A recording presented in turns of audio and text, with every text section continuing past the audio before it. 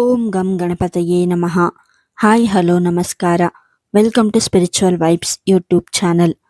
ವೈದಿಕ ಜ್ಯೋತಿಷ್ಯದ ಪ್ರಕಾರ 4 ದಿನಗಳ ನಂತರ ದೇವತೆಗಳ ಗುರುವು ಪ್ರಬಲವಾದ ರಾಜಯೋಗವನ್ನು ರೂಪಿಸುತ್ತಾನೆ.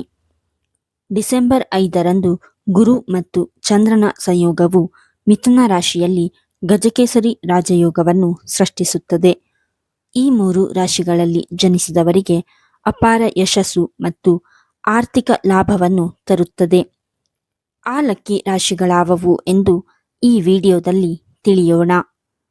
ವೈದಿಕ ಜ್ಯೋತಿಷ್ಯದಲ್ಲಿ ಪ್ರತಿಯೊಂದು ಗ್ರಹವು ಒಂದು ನಿರ್ದಿಷ್ಟ ಅವಧಿಯ ನಂತರ ತನ್ನ ಸ್ಥಾನವನ್ನು ಬದಲಾಯಿಸುತ್ತದೆ. ಅದರ ಪರಿಣಾಮಗಳು ದೇಶ ಮತ್ತು ಪ್ರಪಂಚಾದ್ಯಂತ ಗೋಚರಿಸುತ್ತವೆ. 9 ಗ್ರಹಗಳಲ್ಲಿ ಗುರುವು ವಿಶೇಷ ಮಹತ್ವವನ್ನು ಹೊಂದಿದ್ದು ಪ್ರತಿ 1 ವರ್ಷಕ್ಕೊಮ್ಮೆ ತನ್ನ ರಾಶಿಚಕ್ರ ಚಿಹ್ನೆಯನ್ನು ಬದಲಾಯಿಸುತ್ತಾನೆ. ಆದರೆ ಮೇ ತಿಂಗಳಲ್ಲಿ ಮಿಥುನ ರಾಶಿಯನ್ನು ಪ್ರವೇಶಿಸಿದ ನಂತರ ಗುರು ಆಕ್ರಮಣಕಾರಿ ವೇಗದಲ್ಲಿ ಚಲಿಸಲು ಪ್ರಾರಂಭಿಸುತ್ತಾನೆ. ಇದು ಮುಂದಿನ 8 ವರ್ಷಗಳ ಕಾಲ ಈ ಸ್ಥಾನದಲ್ಲಿ ಉಳಿಯುತ್ತದೆ.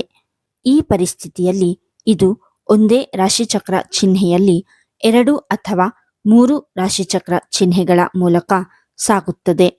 ಪರಿಣಾಮವಾಗಿ ಗುರು ನಿರಂತರವಾಗಿ ಒಂದು ಅಥವಾ ಇನ್ನೊಂದು ಗ್ರಹದೊಂದಿಗೆ ಅಥವಾ ದೃಷ್ಟಿಯಲ್ಲಿರುತ್ತಾನೆ.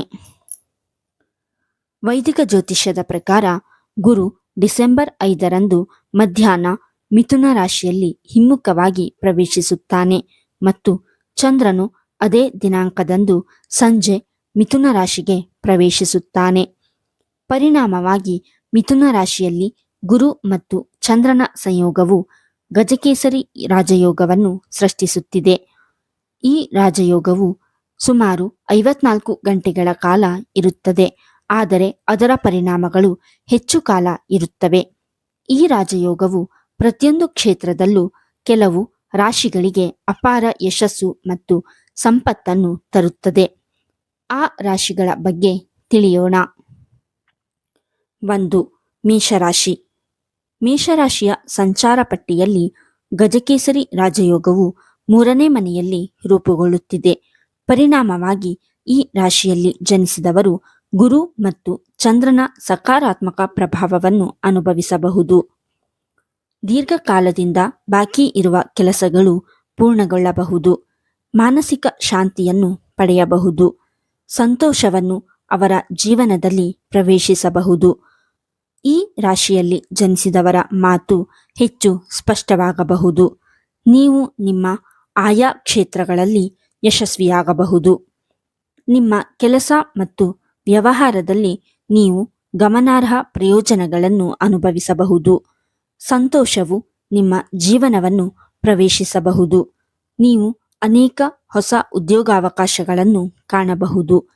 ಬಡ್ತಿ ಜೊತೆಗೆ ಸಂಬಳ ಹೆಚ್ಚಳವನ್ನು ಪಡೆಯಬಹುದು. 2. ಮಿಥುನ ರಾಶಿ. ನಿಮ್ಮ ಲಗ್ನದಲ್ಲಿ ಶುಭ ಗಜಕೇಸರಿ ರಾಜಯೋಗವು ರೂಪುಗೊಳ್ಳುತ್ತಿದೆ. ಈ ಪ್ರಬಲ ಯೋಗದ ಪ್ರಭಾವದಿಂದಾಗಿ ಅದೃಷ್ಟವು ಸಂಪೂರ್ಣವಾಗಿ ನಿಮ್ಮ ಕಡೆ ಇರುತ್ತದೆ. ನಿಮ್ಮ ಆತ್ಮವಿಶ್ವಾಸ, ನಿರ್ಧಾರ ತೆಗೆದುಕೊಳ್ಳುವಿಕೆ ಮತ್ತು ಯಶಸ್ಸಿನ ಸಾಧ್ಯತೆಗಳು ಗಮನಾರ್ಹವಾಗಿ ಹೆಚ್ಚಾಗುತ್ತವೆ. ಈ ಅವಧಿಯಲ್ಲಿ ನೀವು ಪ್ರಮುಖ ಗುರಿಗಳನ್ನು ಸಾಧಿಸಬಹುದು. ವಿದೇಶದಲ್ಲಿ ಉನ್ನತ ಶಿಕ್ಷಣವನ್ನು ಪಡೆಯುವ ನಿಮ್ಮ ಕನಸು ನನಸಾಗುವ ಬಲವಾದ ಸಾಧ್ಯತೆಯಿದೆ. ಇದಲ್ಲದೆ ಮದುವೆಗೆ ಅರ್ಹರಾದವರಿಗೆ ಈ ಸಮಯವು ಅತ್ಯಂತ ಅನುಕೂಲಕರವಾಗಿದೆ ಮತ್ತು ನೀವು ಸೂಕ್ತ ಮತ್ತು ಅಪೇಕ್ಷಣೀಯ ಜೀವನ ಸಂಗಾತಿಯನ್ನು ಕಂಡುಕೊಳ್ಳುವ ಸೂಚನೆಗಳಿವೆ. 3. ಕನ್ಯಾ ರಾಶಿ.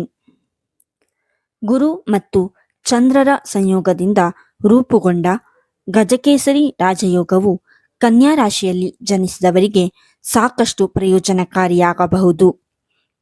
ಈ ರಾಶಿಚಕ್ರ ಚಿಹ್ನೆಯ 10ನೇ ಮನೆಯಲ್ಲಿ ಗಜಕೇಸರಿ ರಾಜಯೋಗವು ರೂಪುಗೊಳ್ಳಲಿದೆ. ಇದರ ಪ್ರಭಾವದಡಿಯಲ್ಲಿ ಈ ರಾಶಿಚಕ್ರ ಚಿಹ್ನೆಯಡಿಯಲ್ಲಿ ಜನಿಸಿದ ಸ್ಥಳೀಯರು ತಮ್ಮ ವೃತ್ತಿ ಮತ್ತು ವ್ಯವಹಾರಗಳಲ್ಲಿ ಅನೇಕ ಹೊಸ ಯಶಸ್ಸನ್ನು ಅನುಭವಿಸಬಹುದು. ಕೆಲಸದ ಸ್ಥಳದಲ್ಲಿ ಹೊಸ ಅವಕಾಶಗಳು ಉದ್ಭವಿಸುತ್ತವೆ ಮತ್ತು ಅವರ ಪ್ರಯತ್ನಗಳು ಅಪೇಕ್ಷಿತ ಫಲಿತಾಂಶಗಳನ್ನು ನೀಡುತ್ತವೆ. ಅನಗತ್ಯ ಖರ್ಚುಗಳನ್ನು ತಪ್ಪಿಸುವುದು ಮುಖ್ಯವಾದರೂ ಆರ್ಥಿಕ ಲಾಭದ ಹಲವು ಮೂಲಗಳು ತೆರೆದುಕೊಳ್ಳಬಹುದು. ನೀವು ಹೊಸ ಹೂಡಿಕೆಯನ್ನು ಯೋಜಿಸುತ್ತಿದ್ದರೆ ಅದು ಭವಿಷ್ಯದಲ್ಲಿ ಗಣನೀಯ ಲಾಭವನ್ನು ನೀಡುತ್ತದೆ. ಒಟ್ಟಾರೆಯಾಗಿ ಸಂತೋಷ, ಸಮೃದ್ಧಿ ಮತ್ತು ಸ್ಥಿರತೆ ಹೆಚ್ಚಾಗುತ್ತದೆ ಮತ್ತು ಯಶಸ್ಸಿನ ಹಾದಿಯು ಮೊದಲಿಗಿಂತ ಸುಲಭವಾಗಿರುತ್ತದೆ.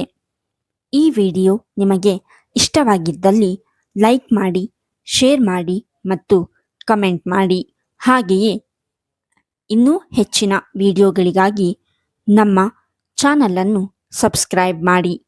ಧನ್ಯವಾದಗಳು.